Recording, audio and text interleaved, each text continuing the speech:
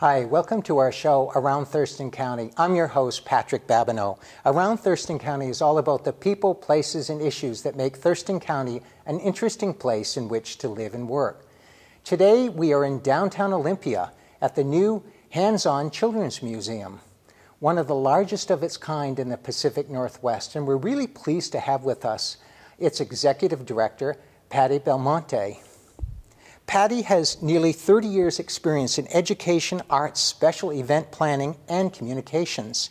In the past 16 years, she has helped to grow the Hands-On Children's Museum from a fledgling startup to an award-winning regional youth museum, employing a staff of 50 and maintaining an operating budget of $1.6 million.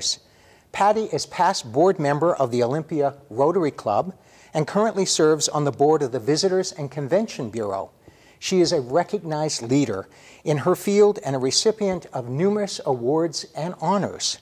Patty has both a degree in communications and a graduate of an intensive year-long Executive Director Training Institute. Thanks, Patty, for having us here today. We really appreciate you taking some time out of your busy schedule and sharing with our audience a little bit about this wonderful new Hands-On Children's Museum. Thank you, Patrick. I'm really excited to be with you today. Thank you. And I should tell our audience, our viewers, that we're taping this in October just prior to the November grand opening, which will be... It'll actually be Veterans Day weekend. Wonderful, wonderful. So things are still coming together in this large, nice hands-on museum building that we're in. It's just a wonderful situation here. So we have a number of questions we'd like to ask you to kind of share with our audience. For viewers who may not know, and there are probably a few out there who don't, could you tell us a little bit about the history and the mission of this special type of hands-on children's museum? I'm excited to. I love to tell this story. So the organization actually started in the 80s. A small group of parents got together. They were following the Children's Museum explosion nationwide. Right. And they wanted to find a different type of learning enrichment for their children. One that excited kids, got kids learning hands-on. And so they started with a small group of traveling exhibits and activities that they took primarily to Super Saturday, which we used to have at Evergreen. Oh, yeah. And that expanded to fairs and festivals around the entire South Sound region. And then in 1994, they had their first little demonstration space. And that was a space over in Lacey at the mall over there. Right. And that was just a few months. And then they opened a more permanent demonstration space in downtown Olympia, where the old school pizzeria is now. And that's when I started, back almost 17 years ago. Wow. And so at that time, we had 3 staff. And we were in this little tiny space, and one of the things we learned right away is that we needed a larger facility for the museum. We couldn't even fit an entire busload of children, and field trips make up a portion of our business. So we looked around the community and found a space at the Capitol campus. And our first major move was in 1998 from the little space downtown at 2,400 square feet to doubling that at the Capitol campus. Right, and that's a place that a lot of us are aware of. That's right. We've been there a number of years, and as soon as we moved into that space in 1998, we essentially exploded and went from serving fewer than 15,000 visitors a year to serving more than 50,000 visitors a year. Wow. And so that blew all of our projections out the window, and we realized we already had outgrown that new space. So we went back to the state, our landlord at the time, and said, would you help us expand?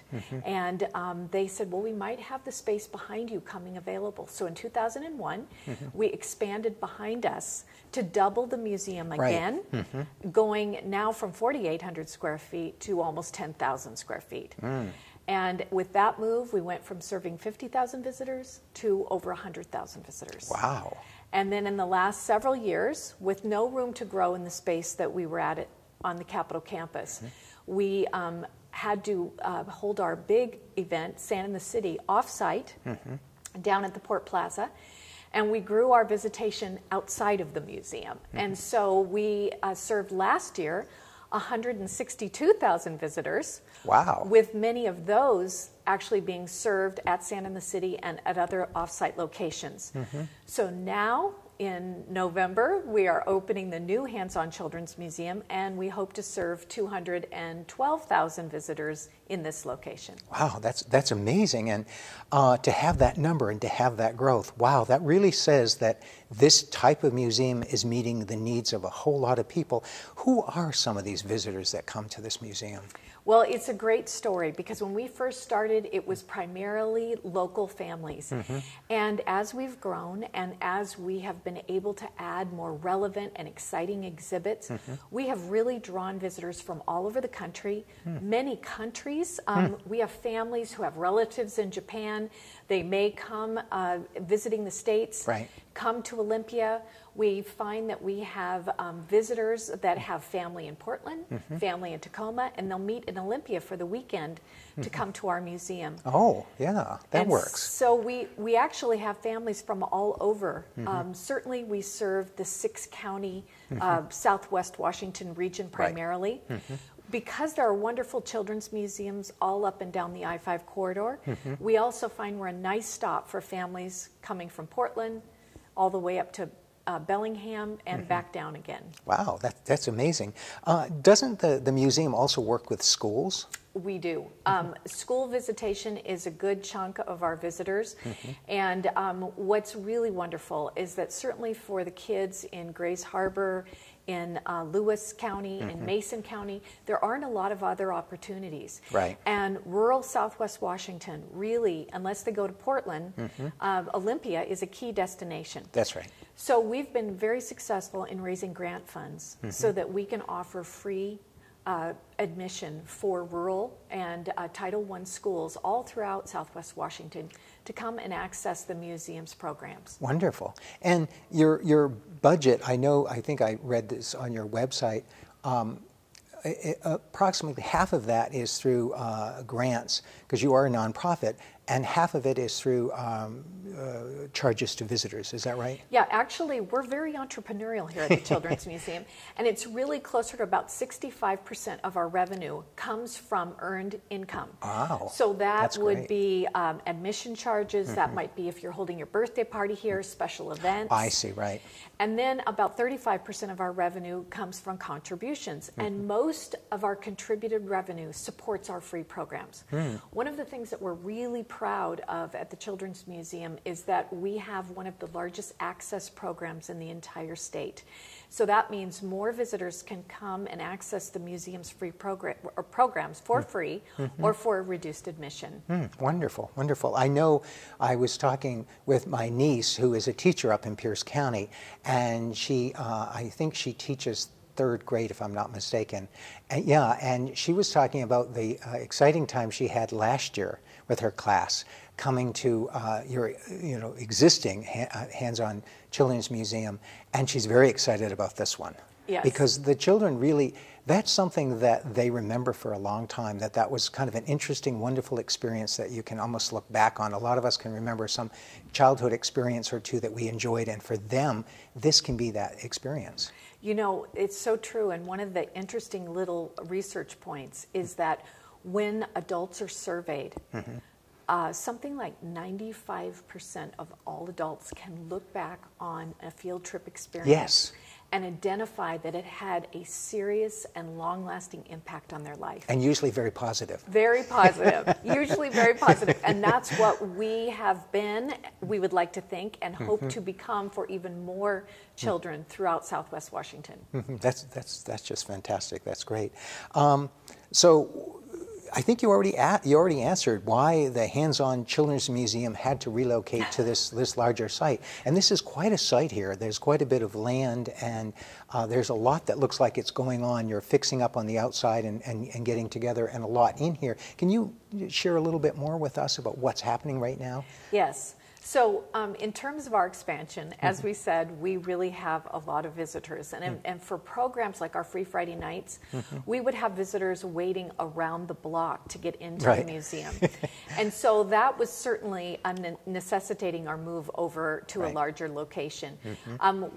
before we moved, we were actually holding programs in 4 off-site buildings. Wow. At the church across the street, at the Yes. building next door, etc. Right. And so what's going on here with this move, we not only gained increased space for our exhibits and for our community so that they can access the museum, we are able to bring our Sand in the City event over to this location, Right. which is hugely important because when we developed that event, we wanted to give the community a taste of what it's like to learn in an interactive, hands-on way. And we wanted to make it accessible for all by keeping it free. Right. And so now that we can hold it at the museum, we'll be able to actually let the community come into the museum, and we won't have to take the whole museum off-site. Right. So that was one important thing that we gained in addition to more space. The other piece is that for a long time we have had a commitment to healthy lifestyles Yes. for kids and families. Right. And part of that is being able to play outside. Yes. And what we found, we live in this beautiful northwest region. We have a lot of outdoor space. Right. Yet a lot of kids aren't going outdoors. And so one of the things we set our sights on many years ago is we really wanted to find a space in downtown where we could have an outdoor space that kids could play in. Right. And parents could learn about the value of outdoor play. Right. And so when we found the spot, we thought, perfect, it would give us some outdoor space. And so we really have 2 kinds of outdoor space here. We have the museums, what we call our backyard, which is the Outdoor Discovery Center, and there will be multiple exhibits, everything from a driftwood fort construction area with loose pieces of driftwood and fixed pieces of driftwood, and the kids can make their own forts. Oh, cool. And then we'll have many other exhibits like a children's garden, an outdoor naturalist cabin. We'll have a lookout out to East Bay. We're going to have a hike and trike loop with industrial tricycles where the kids can ride around. Right. These big, we're not sure if they'll be red or blue, but big tricycles around the loop. And all of that is going to open in June of 2013. Oh, wonderful. So that's phase 2 of the opening. But in addition to our backyard, we also have this beautiful East Bay Plaza in front of us. Yes. And that was a partner project with the City of Olympia, the port, and Lot, our neighbor next door, to create this plaza for the community. And the highlight of the plaza is the 250-foot stream that runs across the entire plaza that the kids can get inside and explore what it's like to be down in a stream bed. And what I've noticed looking through some of the sites that are still being under construction at this moment in October, looking at them, they're so focused in on various environmental aspects of our immediate backyard. Yes. And that's what I think is so cool about what you have done here, is these are situations, these are environments, outdoor environments, many of them that portray what's happening in our end of Puget Sound. Yes, and we really are excited about that because we wanted our exhibits to connect young kids with the community that they live in. So today we're actually sitting in the fabulous Forest Gallery, and it's very sentimental for those of us who've been at the museum for a long time, because when I came, as I said, almost 17 years ago now, that was the very first exhibit we were putting into our little tiny space. And we brought it back for this new space, expanded it tremendously, but forestry and the forests around Olympia and the South Puget Sound are a really important part of our heritage. Yes. And our present. That's and right. keeping them to enjoy for generations to come Yes. is a really important factor. The other thing, downstairs you probably noticed we have a Puget Sound gallery. Yes. And we're lucky enough to be located right here on East Bay. And we thought, what better opportunity to talk to kids about the importance of Puget Sound. Yes. And so one of the fun features that you see in that gallery is children get to actually crawl under a large cargo ship that they can play on top of and crawl underneath. And what they see underneath is a slice of what Puget Sound would look like if they could walk underneath Puget Sound and look to see who lives there. That's amazing. That really is. We believe that children have an easier time taking care of and loving what they can understand and see. And by giving them this slice and the educational components to help them understand more about the importance of Puget Sound, they will grow up caring more about it, yes, loving it, and taking care of it for future generations. Making that connection. So that's just one of a number of services this museum provides the community. What are some of the specific programs and workshops you offer here at the museum or will be offering? Well, in addition to the field trip programs that we talked about, one of the pieces of the museum that I'm especially proud of is that we work with a number of community partners on free programming. And so let me give you a few highlights of that.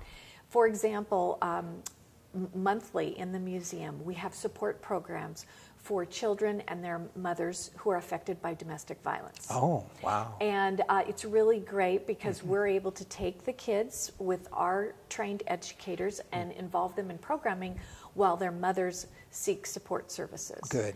In addition to that, we have foster family support groups.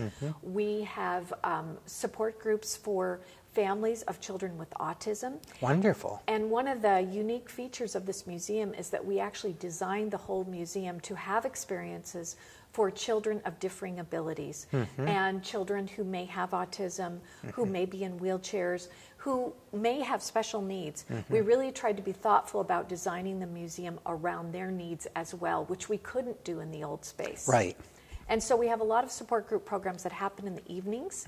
And then we also have other types of programs that happen, like our camp program all summer. We do almost 70 different week-long camps. Wow. Families can register for those camps. If they can't afford the camp program, they can always ask for a scholarship.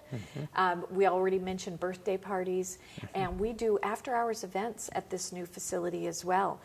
Before it's even been opened, we've rented the facility for after-hours events. In fact, as we sit here today, the National Geographers Conference is in Olympia, and they are meeting in this building.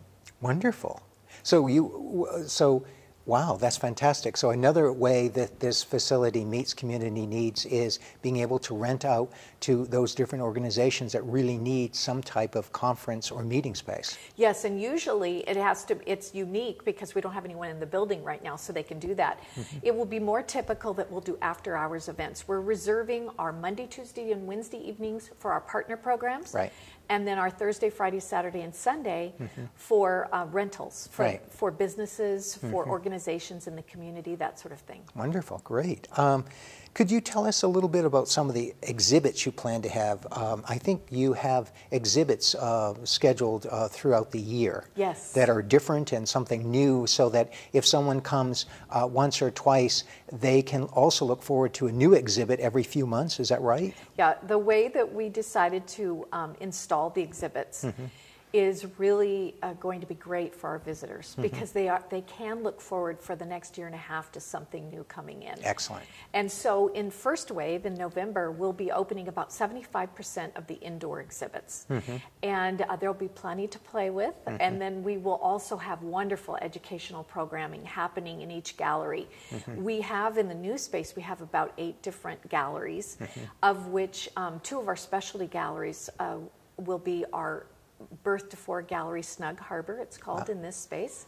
And it's specialized educational activities for children birth to 4.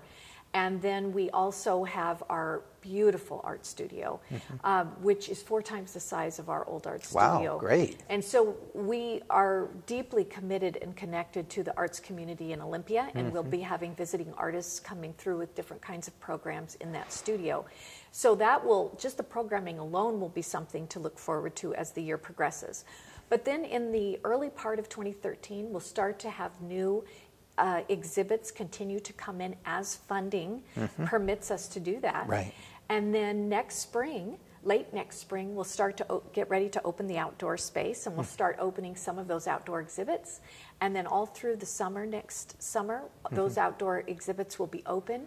And one of the things we're really excited about is we've got an installation by Patrick Doherty, who's a renowned willow artist. He will spend actually 6 weeks on site here Wow. with community volunteers, and he will weave exhibitry out of willow branches. Wow. And then those willow branches hopefully will stay together for about 5 years, and Right. the kids can use those, and that'll be in our outdoor space. So it'll really be fun to watch that go up and then see the creation after it's finished. So there'll be something to look forward to. And then Santa Ana City comes after that, and it'll be the first year that we're open on this site. That's amazing, because we've just finished a show about art space, talking about the fact that this is a regional cultural center for the South Sound. We have over 2,000 artists that live and work in the greater Olympia area. So this new hands-on children's museum is really tying in very much with that art community, isn't it? Absolutely. We really want to get kids and families connected to the arts from a very young age. And there's so much research on how beneficial the arts are for learning. And Right. And kids aren't getting that exposure as much as they used to, just because the schools don't have as much time. Right. And that's been something that they've had to cut. So we want to make sure we're here to provide that. Wonderful. Could you tell us a little bit about how this additional capacity or activities have affected what you're able to offer? You've mentioned it, I think, already.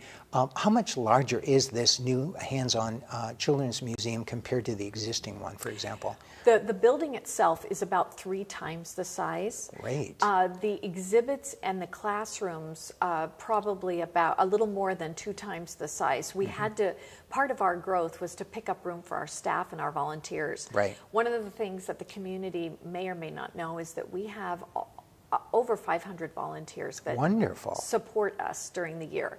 And those are teen volunteers as well as senior volunteers. And so we needed to pick up additional space to Right. house all of the good work that the volunteers do to help us bring these programs. Then in addition to the building itself, we also have this new half-acre of outdoor exhibitry, and we have the public plaza. So altogether, that is making this new museum the largest children's museum in our state, and we will likely be the largest children's museum in the Northwest. Wow. And we have a lot of viewers who are seniors. We have a large senior population here in Thurston County. And you mentioned about seniors. How specifically are seniors involved in this children's hands-on museum? Well, it's really rewarding, because what we like to say is we grab the families when they're young, Right. and they have young children. Right. And then by the time those kids get to be middle schoolers, they start getting ready to volunteer for us. And then those volunteers become our staff, because we hire primarily teen staff. And then those teens grow up and have their own kids. Right. And then they become grandparents, and those grandparents come back and bring their grandchildren to the museum. So from a visitor standpoint, our seniors are involved with their grandchildren. Then from a volunteer standpoint, what has been so rewarding is not only do we have senior volunteers for regular museum operations, but we've had so many seniors involved in the building of this new museum.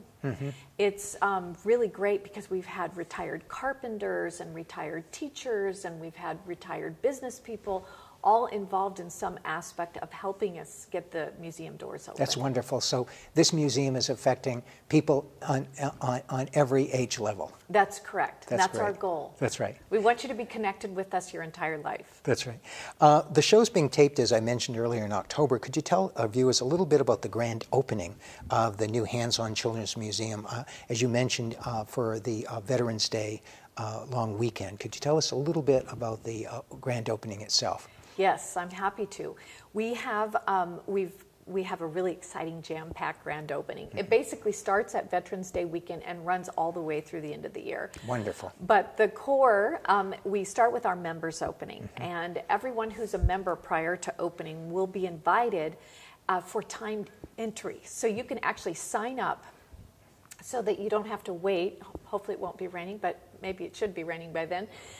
So you don't have to wait out in the rain. We will have timed entry for our members on November 10th. Yes, Saturday, November 10th. And then on the 11th and 12th, which is a Sunday, Monday, Right. it's the general public opening. I see. And so the general public can come in, and we may be able to offer timed entry for those general public members as well, but we're not sure yet. Right. And so they can come in and explore the museum and decide if they want to become a member. And then throughout the rest of November and into December, we will have special artists, educators, activities virtually every week throughout the remainder of the year to celebrate our grand opening. And people really should check your website. Definitely. And what is that website address? It's www.hocm.org. Wonderful. And if someone is interested in becoming a volunteer, how do they get in touch with you? You can go right on our website and pull down the volunteer menu, and you can actually fill out an application there. Our volunteer coordinator, Addie, is listed on there. She's fabulous, and she would love to hear from anyone who wants to volunteer. Wonderful. As we are closing up the show right now, we always ask our guests, what are one or two of the things you like about living here in Thurston County? Well, I think what I love about Thurston County, first of all, natural beauty is fabulous. And where we're located now, I feel like this museum project has really enhanced this area. And I'm thrilled to see that. But also, I think the sense of community. And one of the most wonderful parts of this project is that so many people have their fingerprints on this museum. Wow. I can't imagine another community where we would have this type of outpouring of support. Everyone from carpenters to large corporations to local organizations to individuals have put so much love, attention, resources into this museum to help it become what it is today. Wonderful. Thank you. The Hands-On Children's Museum here in Olympia is one of the treasures we have in Thurston County. So we were really pleased today to spend some time talking with its executive director, Patty Belmonte. Please check out the new Hands-On Children's Museum and check out its website. And also we were very pleased to have a chance to visit with Genevieve Chang, the communications director, who took us on a mini tour of this new Hands-On Museum as it's literally under construction here in the month of October, getting ready for its grand opening in November. Please check it out in November. It sounds like quite an exciting event. Thanks for watching our show today. You can find us on Comcast Cable Channel 22 twice weekly, Mondays at 6:30 p.m. and Fridays at 5 p.m. You can also check out our show Around Thurston County on Facebook and on our YouTube channel at www.youtube.com/Around Thurston County. We look forward to seeing you again soon. Goodbye.